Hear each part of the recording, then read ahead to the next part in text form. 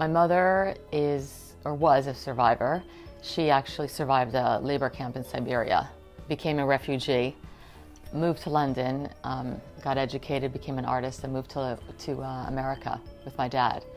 So she totally is a survivor in every sense of the word, but she's also a survivor in terms of how she brought up her kids, myself, my brother, my sister, and I. And she always taught us to be the best you can, that nothing is impossible, because for her to survive what she did, and to make it, to be educated, to be a refugee, to be in a scholarship here after all she went through, it's just, she taught us survivorship, and that's bottom line. So I have a great friend named Kate White who's very, very accomplished, but she always told me, you have to have a mentor which is older than you and a mentor that's younger than you. And the reason is, an older mentor will prevent you from making mistakes that can be avoided. Although sometimes, you have to sometimes fall on your face, but there are some things that actually should be prevented if you can. So have that older mentor maybe sort of guide you. But you need a younger mentor.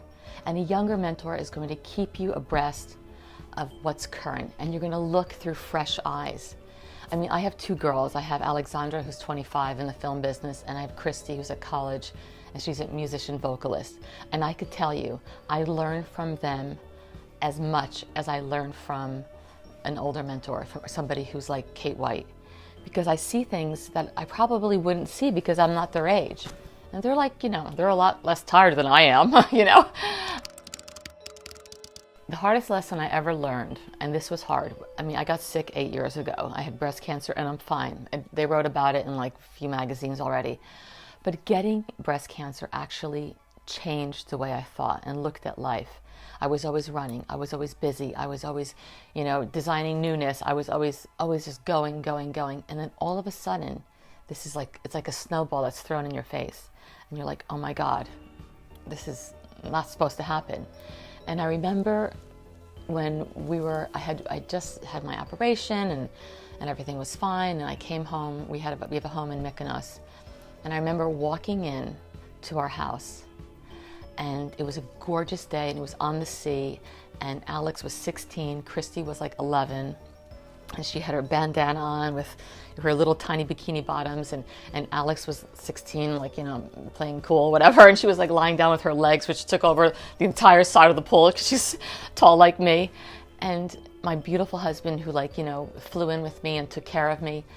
And I looked at that scene, and we had Coldplay playing on the speakers, and I thought, oh my God, would I have seen the beauty in all this before? It stopped and it took my breath away. I probably wouldn't have. I probably would have been like, okay, what's for lunch? Where are we going for dinner?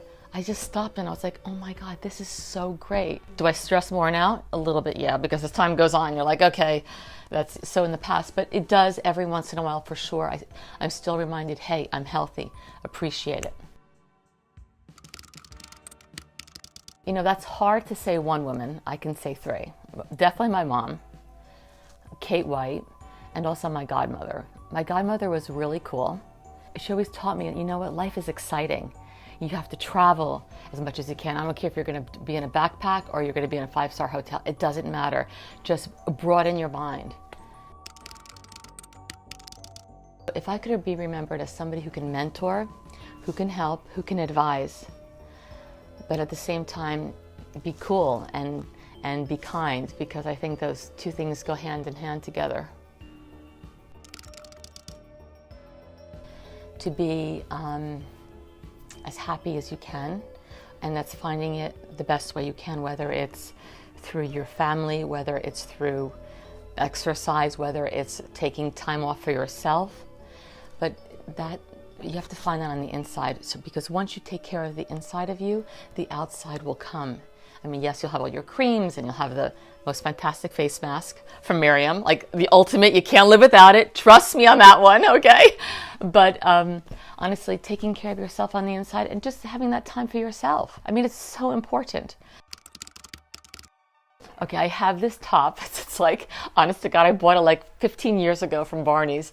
It's a Dries Van Noten leather top, which is Thank God it still fits me because I put that thing on. It just fits like a glove. It works with everything. I love it. I feel so strong in that top. I don't know if it's the cut or the leather or the combination, but I feel great. I feel strong. It's so crazy. Okay, there's a song called Clean Up Woman by Betty Wright. I don't know when it came out, but there's something about it that it's just the melody. It's sort of like, I don't know, it's almost like empowering. It's crazy. When I'm getting dressed at night, I blast that and I put it on repeat like 10 times. So my husband's like, I'm out of here. He's like, I'll wait for you downstairs, because I'm just like dancing around. I'm feeling it. You know what I mean? I'm feeling strong. I'm putting on that leather top from Dries and I'm ready to go, baby. I am ready.